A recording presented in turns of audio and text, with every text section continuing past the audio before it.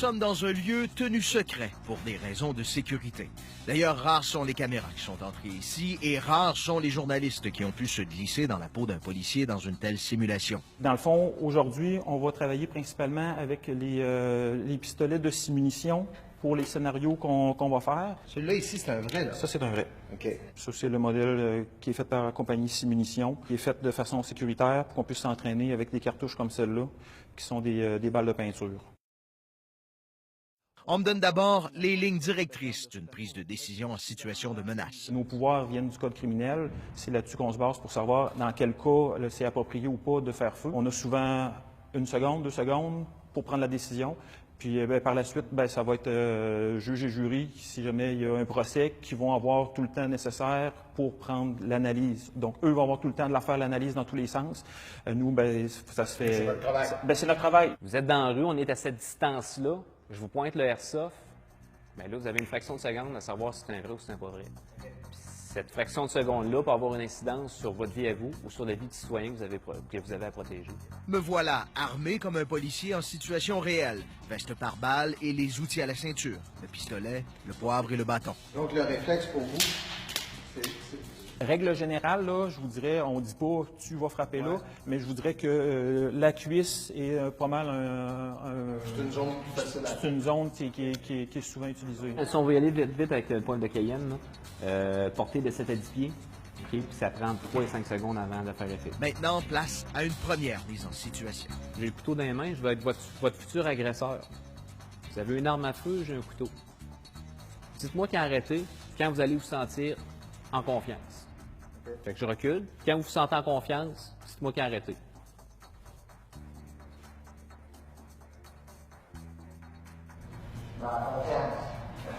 Confiance relative, là. Mais est-ce que vous sentez gagnant, vous sentez que vous pourriez faire la job? J'ai porte de sortie, là. Good. Parfait. L'exercice commence. Sécurité, tout le monde, les masques.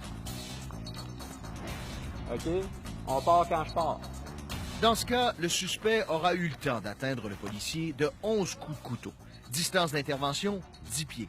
À cette distance, avec les dispositifs de retenue de l'arme à la ceinture, il est fort peu probable qu'un policier ait le temps d'agir selon les études. Même, je vous dirais, des policiers d'expérience, parce qu'on fait cet exercice-là avec nos policiers. À 21 pieds, on commence à tirer. La majorité des gens commencent à faire feu, puis l'attaquant est rendu à peu près à cette distance-là. Vous êtes prêts? Même affaire? À 21 pieds, j'ai eu le temps de dégainer, mais pas assez pour faire feu. Et là encore, le suspect attaque le policier d'au moins 3 coups de couteau. 30 pieds. Grosso modo, il y avait, moi j'estimais environ 4-5 pieds entre vous deux au moment de la première balle. Puis là, on est toujours dépendant de l'environnement dans lequel on travaille. Là, vous aviez la chance de bouger.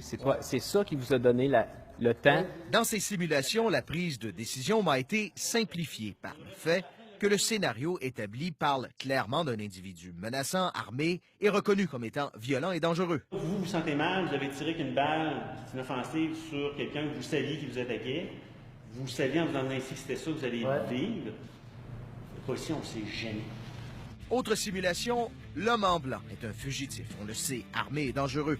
Mon arme est pointée sur lui, mais pour tester ma vitesse d'analyse, il se peut qu'en se retournant, il me pointe une arme ou sa main. Vous êtes prêts? C'est bon.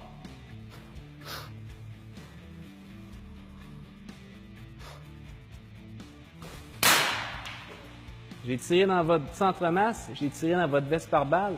Vous êtes policier, votre veste par balle vous aurait protégé. Vous m'avez atteint à la jambe. Dans un cas comme ça, est-ce que le projectile aurait pu poursuivre sa course, aller atteindre quelqu'un à l'arrière? Fort probable. Dernière simulation de la journée, on me place dans l'inconnu. J'entrerai dans une pièce et je devrais agir en conséquence.